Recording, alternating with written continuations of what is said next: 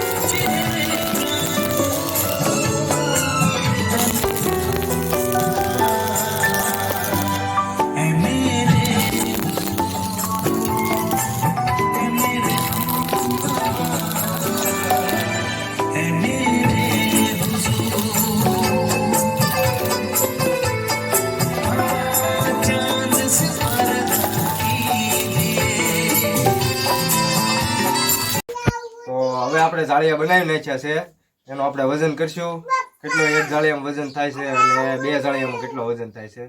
તો ચાલો આપણે જોઈએ કે કેટલો વજન થાય છે।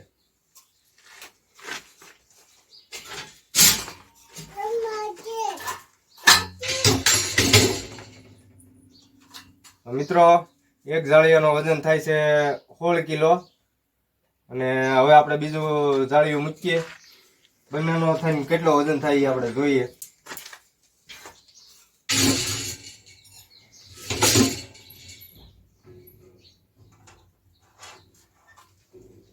તો મિત્રો, આનો તે 16 કિલો વજન થાય છે, બેયનો થઈને 32 કિલો વજન જેવું થાય છે।